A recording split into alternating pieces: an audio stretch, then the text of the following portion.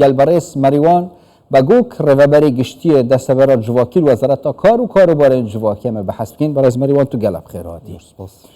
پیشانگه هک نینه و دو نینه و باجره کی و دوانینه بلکه همین نافچان لیامزانی که دست پیکل دیف آمارین کل بر دست وحین از بار کم تاینو اینه حتی نو کل دیف وان پیشانگه هان و هماهنگیات نیف برای کرت تایبت و حکومت دا چند دلیوین کاری هاتینه پیدا کردن جبوی گنجان و چند مفادار بینه. بله زور سپاس. والله برزان اما یک کلا کار هر گرینگ کانی هاو کاری کردن و هماهنگی کردن لو دیوان وزارتی کاروباری کمالایتی و کرتی تایبت. بگمان کرتی تایبتیش قطعی گرینگ ل برو پیشونی عبوری هرمی کردستان. بویا اما لقل کرتی تایبت و تایبتی کمپانیا کان خوان کار کان سردانی با جوری بازرگانی هولیر مان کردی سردانی یچتی بلندران مان کردی و سردانی دیکشمان هی بو او مؤسساتانی که تمثیلی کرتی تایبت دکن لدهاتو رکوتوین که بتوانین هلی کار برخصنن بو خلشی هرمی کردستان. بڕیارێک دەرچووە بڕیارێک لە جەنابی سەرۆکی حکوومەت دەری کردی بڕیاری 172 کە ڕێژەی کرێکاری بیانی لەگەڵ کرێکاری خۆماڵی تەنزیم دەکات ڕێک دەخیتن بە ڕێژەی 175 کرێکاری خۆماڵی 125 کرێکاری بیان بێگومانەوە بڕیارێکی نیشتیمانیە و لە زۆربەی خاوەنکاران جێبەجێیان کردیە ئێستاگەل و ئەوەی نشوانتیانە یان پیشەکی تایبەتمەند و خاص بوونیان توانێ دابین کرێمە مۆڵەتیان پێدەدەین لۆ درێژکردنەوەی ماوەکەیان کە بتوانن خەڵکی خۆمان دواتر لێمن ئەوە وای کردیە کە زیاتر هەڵی کار بۆ کرێکاری خۆماڵی بڕخسێنێ و بڕیانە بەڕاستی لە بەرامبەر ئەوەشدا کۆمپانیەکان دێن بە هەماهەنگی لەگەڵێمەوە بە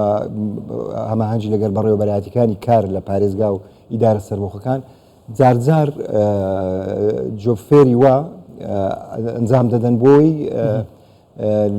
هەر لەو کاتێک کە ئەو جۆفێرە ئەو پیشانگەیە دەکرێتەوە خەڵکانێک بێن یەکسەر لەوێندر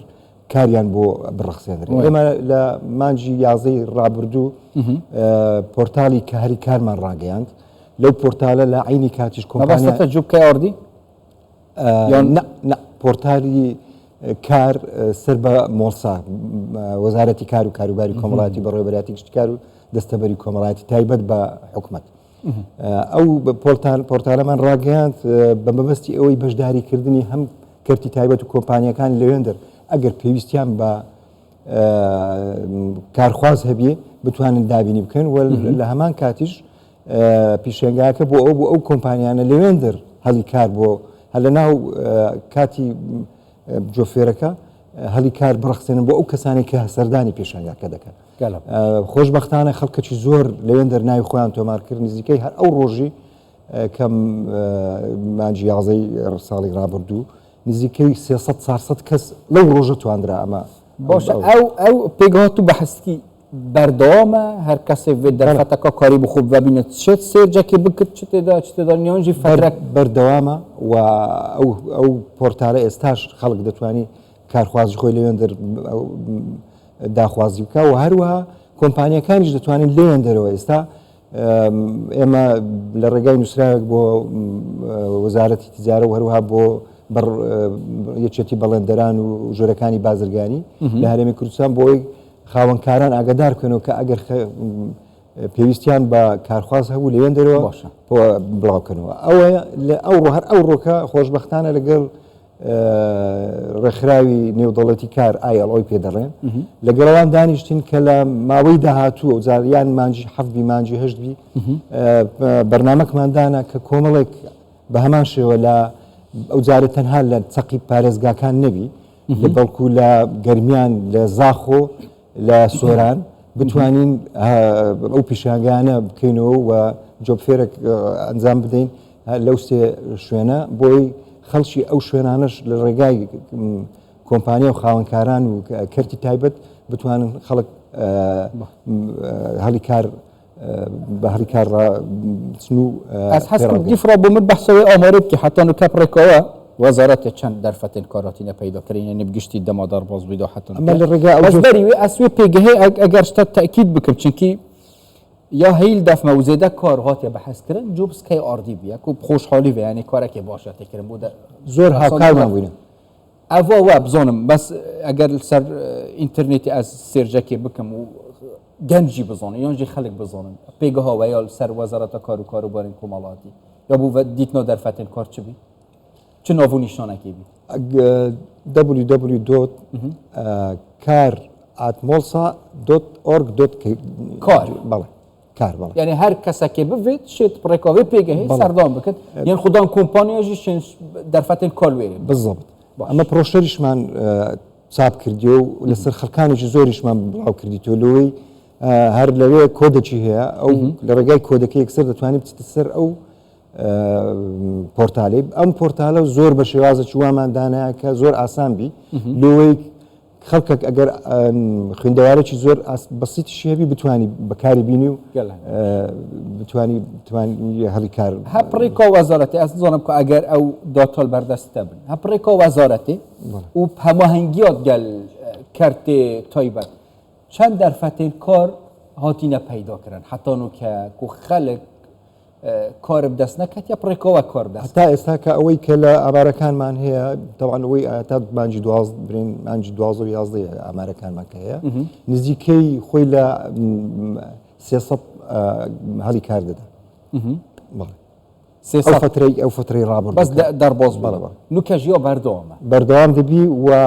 بيستي ما براسي اما بلا للرجاي فرمانجي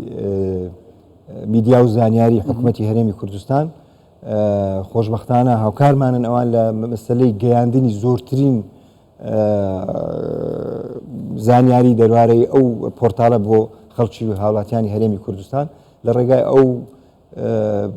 سوسیال میدیا و لە ڕێگای حتما وێت ئەمژی دواری کار بین ئەگەر دووبارە توی پێگەهەیە بە حەسبکێڤەش بووی و هەم سوسیال میدیایژی گەنج زێدەتر بزانن هەمژی بتایبەتیژی وەرگرین کوردستان 24 کار car.molsa.gov گەلک باشە .krt گەلک باشە پڕێکۆڤێ تایبەتیژی پێگەی هینچین سەردان بکەن پڕێکۆ حکومەت هەرێما کوردستانی و وەزارەتە کار و کاروبارین کۆمەڵاتی لوێ دەرێ ئەو کارên بەردەست و کۆمپانیژی تایبەتیژی وەکە ئێماژە پێکردین لوێ دەرێ ئەو کارên ku بوشایل یعنی فراغل دەفۆنە هەی پێتیڤی کارمان دابل لوێ دەرێ ئەو ژی تۆمار بکەن يعني هم كارت طيبات هم حكومات وهم جي افين كو الكارك جرهن ويري بيجا كي باش بت همي بينكم فكرا دانانا مرجع كو قال جرا هوا ياش همي نخوشتره بو گنجا اف مرجتنا دانا قال جرا شاليه كومبانيا و زمان انجليزي زمان عربي زمان فلان و بيفان بزاني چند سالات خدمت هبت در چه فلان زان كويبي و فلان چه زانم شهادت هبت يگنج بيجت هكا اف هميش صفاته یعنی افهمی زیرکی الدف مهبت نکه هماش میشه کارک دست میکرد با هیچ چوا کارش سرویت کن گل کرت تایبت وان کمپانیا مرجت وکی تو بیجی معقول بن ایکی به کار بت مالا خوده حتی اگر در چوی زانکوی جینه بت کارک دست کفت خوی یکیک لچشکان اویا بداخو اما کرتی تایبت به تایبتی به شواجی فراوانتر خاون کار که خاونکار بەڕاستی ئێمە لە ڕووی یاساییەوە ناساندراوە خاونکار چییە خاونکار زۆربەی زۆری خاونکارانمان لەسەر بابەتی یاسایی کار و یاسایی دەستەبەری کۆمەڵایەتی معلوماتێکی وایە نییە لەسەر ئەو دوو یاسایە بۆیە لە کاتی داخوازکردنی کرێکار یان ئەوانە ناتوانن بەو شێوازەی کە لە یاسا هاتووە شێوازی ڕاگەیاندنی ئەو هەلانە ڕابگەینە وەکو ئەوی باست کرد بە ڕێزت فعلا هەندێک اختصاصات هەیە بەڵێ پێویستی بۆیە مەسەن ئینگلیزی بزانی پێویستی بۆیە کۆمپیوتەر بزانی بەڵام هەندێک شتی دیکە هەیە ئاسانە پێویستی بۆی نییە ئەو شخصا ئەسڵەن هەر زمان بزانی زمانی دایک تەنها بەسە پێویست ناکە لەوانەیە کۆمپیوتەریشی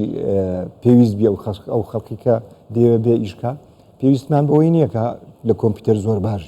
بۆیە ئەو شەرتە تەعجیزیانە ئێمە قسەیان لەگە دەکەین لەگەڵ خاوەنکاران کە لە مەودووە ئەو شێوازە ئیعلانکردنە تەنها بۆ ئەو بابەتانە بی کە اختصاسێکی